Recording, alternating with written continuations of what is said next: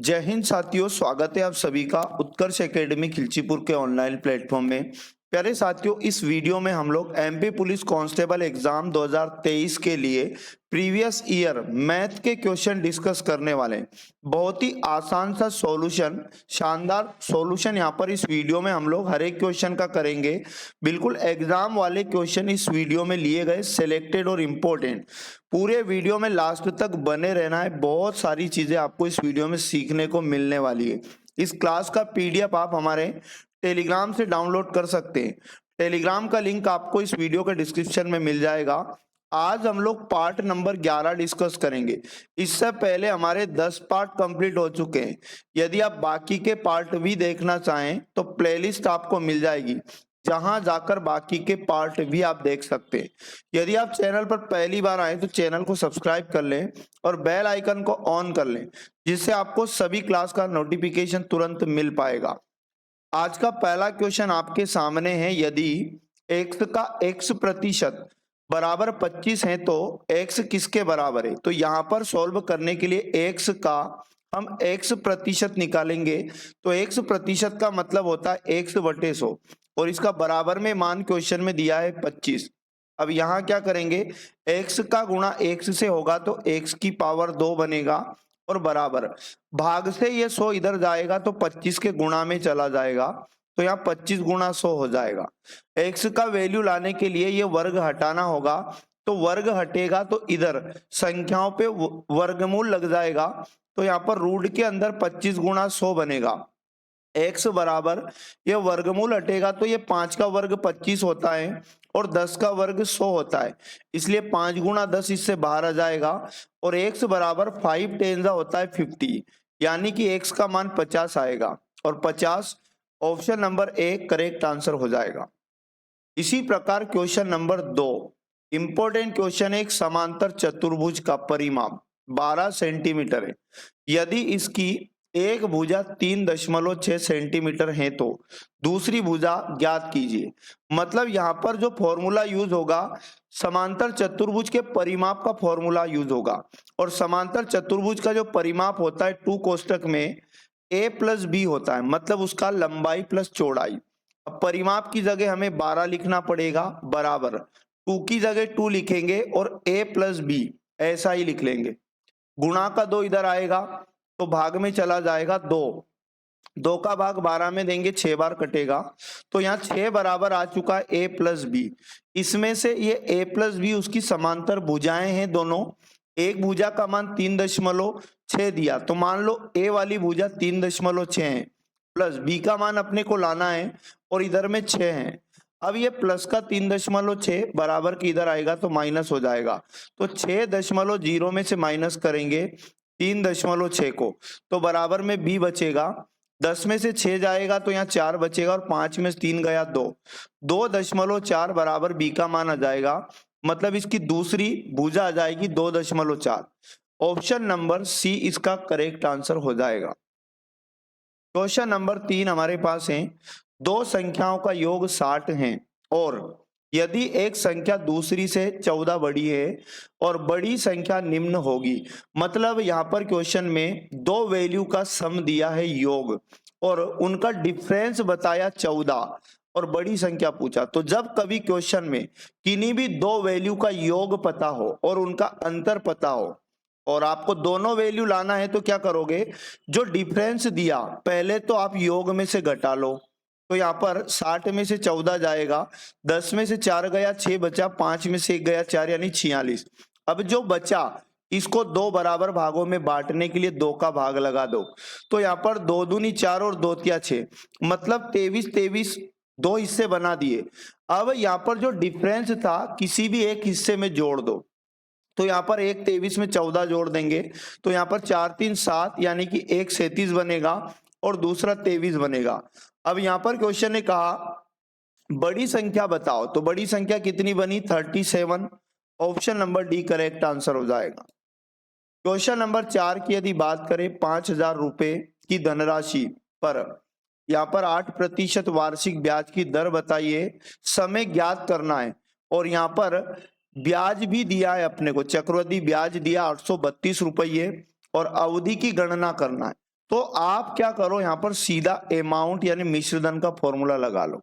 Amount बराबर P कोष्टक में 1 plus are बटे 100 और इसकी पावर हो जाएगा टी फॉर टाइम।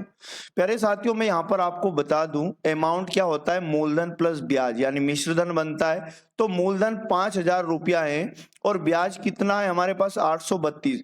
तो अमाउंट यानी मिश्रधन का मान कितना बनेगा, तो 5,000 में हमें 832 को जोड़ देना है। तो अमाउंट यानी मिश्रधन की जगह 5,832 आएगा। तो एक ही जगह आपको लिखना होगा 5,832 और बराबर में प्रिंसिपल मूलधन होता है और यहाँ पर 5,000 दिया है क्वेश्चन में। 1 प्लस आर की जगह 8% और बटे में 100 और पावर टी मतलब टाइम का वैल्यू ज्ञात करना है। अब गुणा से 5,000 इधर आएगा तो भाग में चला जाएगा, तो 5,832 के भाग में चला जाएगा 5,000। सिंपली क्या करेंगे, यहाँ पर बराबर के इधर हम इसे सोल्व करेंगे तो 8 एकम 8 और 4 से काटेंगे 4 दूनी 8 और 4 से ये 100 को काटेंगे तो 25 बार, 25 एकम 25 और 2 हो जाएगा 27, 27 बटे 25 की घात बनेगा टी। सिंपली क्या करेंगे, अपन इसको काट कर छोटा कर लेंगे, 4 दूनी 8 हो जाएगा, 4 एकम 4 पहले तो यहाँ पर, फिर 4 दूनी 8 और 4 पंज 20 यानी कि 1250 बार कटेगा। अब यहाँ भी 4 से काटेंगे, 4 एकम 4 और 4 चुक 16 और यहाँ 2 बचा, 4 पंज 20 और यहाँ पर 3 बचा, 4 आठे 32। फिर यहाँ पर इसे काटेंगे हम लोग 2 से, तो यहाँ 2 छंग 12, 2 दूनी 4 और 2 पंज 10 और 2 साथी 14 हो जाएगा, 2 दूनी 4 और यहाँ पर 2 इनाम 18। तो यहाँ पर तो बना हमारे पास 729 बटे में 625 और बराबर के इधर बात करें तो 27 बटे 25 और पूरे की पावर कितना है, टी है। अब यहां मैं आपको बता दूं टी का जो आधार है 27 बटे 25, इधर भी आधार इतना ही बनेगा। तो मैं क्या कर सकता हूं, 729 को हम लिख सकते हैं 27 की घात 2 होती है और 625 25 की पावर 2 होती है, तो इन दोनों की कॉमन घात अपन 2 लिख सकते हैं और बराबर में लिखा है 27 बटे 25 की पावर टी। सिंपली क्या करें, आधार से आधार कट जाएगा तो यहाँ 2 बराबर टी बचेगा, मतलब समय का मान कितना आया, 2 वर्ष। ऑप्शन नंबर डी बिल्कुल सही जवाब है। क्वेश्चन नंबर 5, एक बेलन का आयतन दिया है, इसकी ऊंचाई बताइए और यह कह रहा है कि बेलन का पार्श्व सतह का क्षेत्र होगा, मतलब इसका पृष्ठीय क्षेत्रफल हमें बताना है और बेलन के पृष्ठीय क्षेत्रफल का जो मान होता है 2 पाई आर एच होता है और 2 पाई आर एच करने के लिए हमें आर का मान चाहिए क्योंकि ऊंचाई का मान तो दिया है, त्रिज्या आर फॉर बेलन की त्रिज्या। त्रिज्या कहां से आएगी, तो ये आयतन से आएगी। एक फॉर्मूला और यूज करेंगे बेलन के आयतन का, और आयतन का जो फॉर्मूला होता है पाई आर स्क्वायर एच होता है। आयतन की जगह लिखा 924 बराबर पाई का मान हो जाएगा 22 बटे 7, आर की पावर 2 गुणा में ऊंचाई की जगह 6 आ जाएगा। 11 से इस 22 को काटेंगे 2 बार और 11 से इधर कटेगा, 11 अठे 88, 4 बचेगा, 11 चुक 44। ये 2 से अपन 84 को काटेंगे तो 2 चुक 8 और 2 दूनी 4 और 6 से अपन 42 को काटेंगे 7 बार, भाग का 7 इधर गुणा में जाएगा 7 के तो 49 बनेगा और ये 49 आर की पावर 2। आर स्क्वायर में स्क्वायर को हटाएंगे तो इधर 49 पर रूट लग जाएगा और 49 का रूट हटेगा तो 7 बाहर आ जाएगा, यानी त्रिज्या का मान आ जाएगा 7 सेंटीमीटर। अब मैं आपको बता दूं यहाँ पर कि त्रिज्या का मान आ चुका है तो पृष्ठीय क्षेत्रफल के फॉर्मूले में वैल्यू पुट करो। 2 गुणा पाई का मान होता है 22 बटे 7 गुणा आर की जगह 7 गुणा ऊंचाई दिए 6 और 7 से 7 को कट करेंगे, 22 दूनी होता है 44 गुणा 6 करो, 6 चुक 24 कैरी 2, 6 चुक 24 और 2 26, 264 वर्ग सेंटीमीटर इसका करेक्ट आंसर आ जाएगा। ऑप्शन नंबर सी सही जवाब है। क्वेश्चन नंबर 6 हमारे पास है, एक दुकानदार एक कुर्सी को 630 रुपये में बेचकर 5% लाभ प्राप्त करता है। यदि इस दुकानदार इस कुर्सी को 612 रुपये में बेचे तो उसे कितने प्रतिशत लाभ या हानि होगा। तो प्यारे साथियों, इस क्वेश्चन को करने के लिए पहले हम इस कुर्सी का क्रय मूल्य लाएंगे और दुनिया की किसी भी वस्तु का क्रय मूल्य अपने आप में 100% होता है। क्वेश्चन में बोला 5% लाभ कमाता है, तो 100% का सामान 5% लाभ पर बेचे तो सेलिंग प्राइस यानी विक्रय मूल्य का प्रतिशत जो बनेगा, प्रतिशत में विक्रय मूल्य 105% बनेगा। और क्वेश्चन में 105% का मान 630 रुपया दिया, तो यहां से क्या करेंगे, 1% का मान लाएंगे, तो 630 में हमें भाग लगाना होगा 105 का।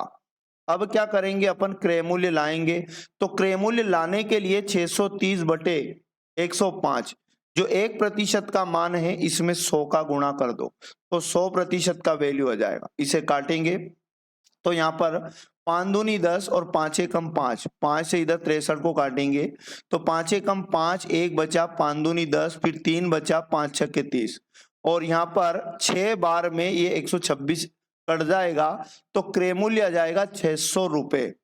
अब अपने पास क्रय मूल्य है और विक्रय मूल्य क्वेश्चन ने दिया कि यदि इस कुर्सी को 612 रुपए में बेचा जाए तो 600 क्रय मूल्य है और 612 में बेचा जाए तो लाभ होगा, कितना लाभ होगा, 12 रुपए का।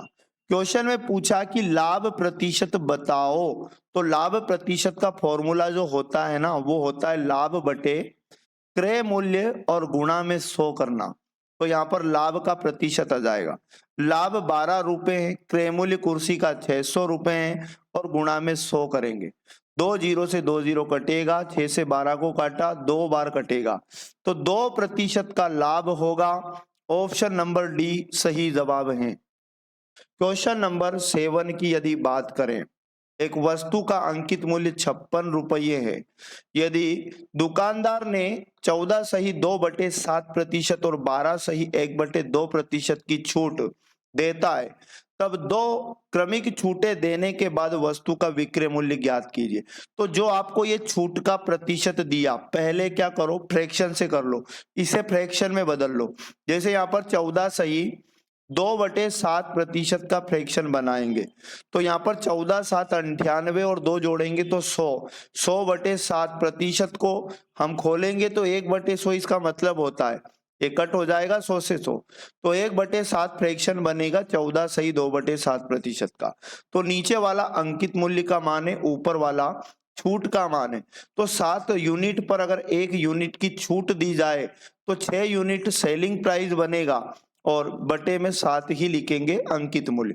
इसी प्रकार क्या करना है, 12 सही 1/2% को भी आपको फ्रैक्शन बना लेना है, तो यहाँ पर 25/2 बनेगा और प्रतिशत का मतलब 1/100, 25 एकम 25 चुक 100 और यहाँ पर 1/4 दूनी 8।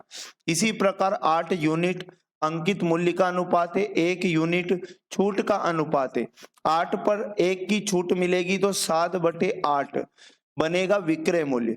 अब क्या करो, आप ये करो कि 6/7 का भी आप निकालो 7/8, तो इस वस्तु का अंकित मूल्य और विक्रय मूल्य का अनुपात आ जाएगा।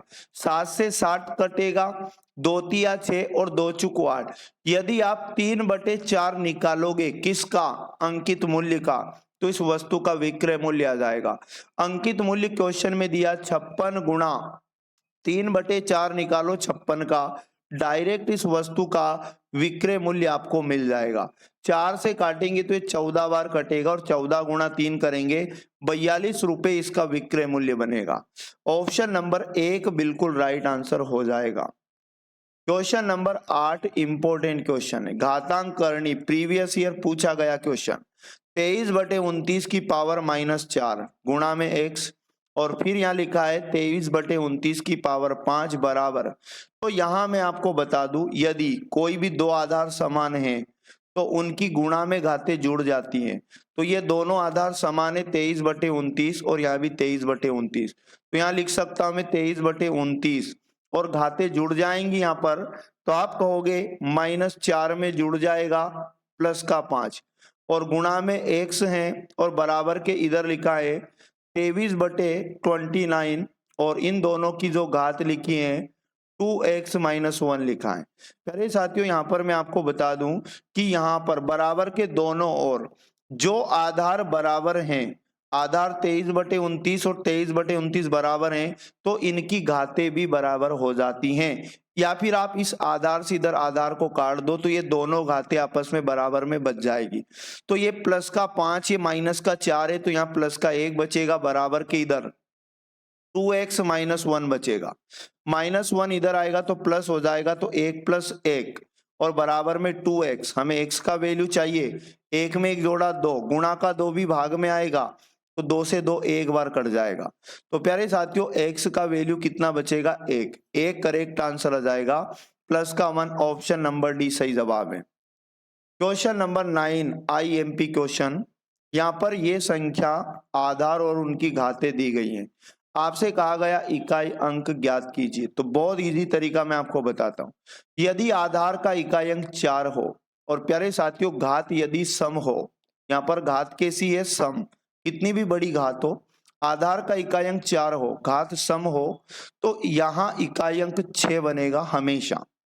आधार का इकाई अंक 5 हो तो याद रखना हमेशा घात कुछ भी हो देखने की जरूरत नहीं है, इकाई अंक वही होगा।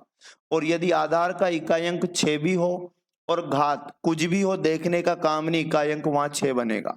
बस यहाँ प्लस है तो प्लस लगा दो, गुणा होता है तो गुणा करते, माइनस होता तो माइनस लगा दो, इनको जोड़ दो, 6 5 11, 11 और 6 17 होता। अब 17 में इकाई अंक कितना आया, 7। 7 करेक्ट आंसर ऑप्शन नंबर 3 हो जाएगा। Question number 10 important question. ये कह रहा है कि ये 3a square plus 5a plus 7 को 3a माइनस 1 से भाग देने पर शेषफल ज्ञात कीजिए। तो जब कभी ऐसा क्वेश्चन आए तो जिससे भाग देने की वो बोल रहा है, जैसे किससे बोल रहा है, 3a माइनस 1, तो आपको मैं बता दूं इसके बराबर में 0 मान सकते हैं। और यहाँ मैं बता दूं कि a का मान लाएंगे तो यहाँ पहले तो 3a को इधर ही रखो और माइनस का 1 इधर आएगा तो प्लस का हो जाएगा और 0 में जुड़ेगा तो 1 ही आएगा। और a का मान लाने के लिए क्या करो, गुणा का 3 इधर भाग में भेज दो तो इधर a बराबर 1/3 हो जाएगा। अब जो a का मान आया इसे इस समीकरण में पुट करो। जैसे लिखा है 3 गुणा a की पावर 2, मतलब a का मान कितना, 1/3, इसकी पावर 2 करो। आगे प्लस का साइन लगाए और लिखा है 5 गुणा a का मतलब कितना आया, 1/3 आया, और प्लस का कितना है, 7 है। बस अब क्या करो, 3 गुणा 1 का स्क्वायर 1 ही होता है और 3 का स्क्वायर 9 होता है, और प्लस है तो प्लस लगाओ। यहाँ पर 5 गुणा 1 कितना बनेगा, 5/3, और प्लस का कितना, 7। और यहाँ पर क्या करो, अब काट लो, 3 से कटाइए, 3 3 9, तो यहाँ भी 1/3 और प्लस यहाँ पर हो जाएगा 5/3 और प्लस इधर कितना है, 7। यहाँ इन दोनों फ्रैक्शन में देखो, इनका जो बटे वाला मान है 3, ये समान है, तो ऐसे में आप बटे में 3 लिखो और 5 में 1 जोड़ा तो 6, तो यहाँ 3 से ये 6 कटेगा तो कितना आएगा, 2। अभी दोनों फ्रैक्शन को ऐड कर लिया तो कितना आया, 2, और आगे कितना जोड़ना है, 7। 7 में 2 जोड़ेंगे तो 9 इसका करेक्ट आंसर आ जाएगा। ऑप्शन नंबर सी बिल्कुल सही जवाब है। तो प्यारे साथियों ये थे वेरी मोस्ट और इम्पोर्टेंट एग्जाम वाले क्वेश्चन। यकीन मानिएगा एग्जाम के अंदर भी ऐसे ही क्वेश्चन आपको देखने को मिलेंगे। तो प्रतिदिन इस क्लास को जरूर वॉच किया करें और एक बार और पीडीएफ को डाउनलोड करके अपने मन से लगाया करें। और फिर भी डाउट यदि आपको रहता है तो दोबारा वीडियो पर आकर पुनः आप लोग अपना डाउट दूर कर सकते हैं। तो इस प्रकार से पढ़ते रहें, मेहनत करते रहे, सिलेक्शन जरूर होगा यदि आपकी मेहनत में दम है। तो प्यारे साथियों मिलेंगे नेक्स्ट वाले पार्ट में, तब तक पढ़ते रहिएगा। जय हिंद, जय भारत, वंदे मातरम।